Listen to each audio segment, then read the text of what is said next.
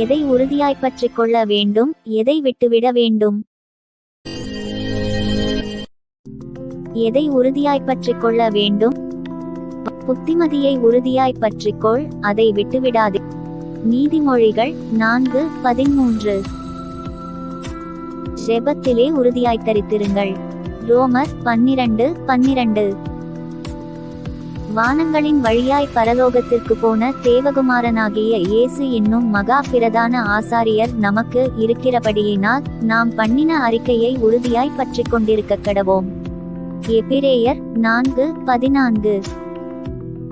நாம் ஆரம்பத்தில் கொண்ட நம்பிக்கையை முடிவு பரியந்தம் உறுதியாய் பற்றிக் கொண்டிருப்போமாகில் கிறிஸ்துவினிடத்தில் பங்குள்ளவர்களாயிருப்போம். எபிரேயர் 3:14.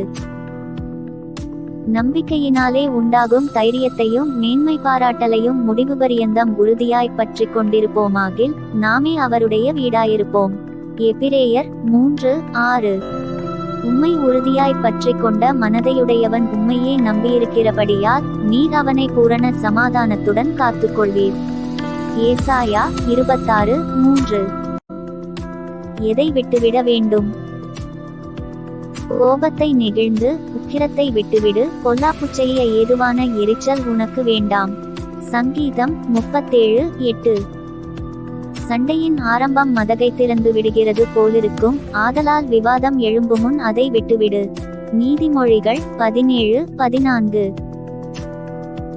தன் பாவங்களை மறைக்கிறவன் வாழ்வடைய மாட்டான், அவைகளை அறிக்கை செய்து விட்டுவிடுகிறவனோ இரக்கம் பெறுவான்.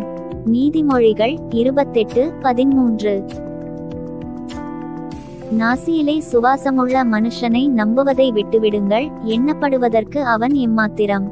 ஏசாயா 2:22. எஜமான்களே, அப்படியே நீங்களும் வேலைக்காரருக்கு செய்ய வேண்டியவைகளை செய்து அவர்களுக்கும் உங்களுக்கும் எஜமானானவர் பரலோகத்தில் இருக்கிறாரென்றும் அவரிடத்தில் பட்சபாதம் இல்லை என்றும் அறிந்து கடுஞ்சொல்லை விட்டுவிடுங்கள். எபேசியர் 6:9. இப்பொழுதோ கோபமும் மூர்க்கமும் பொறாமையும் உங்கள் வாயில் பிறக்கலாகாத தூஷணமும் வம்பு வார்த்தைகளுமாகிய இவைகளையெல்லாம் விட்டுவிடுங்கள். கொலோசேயர் 3:8.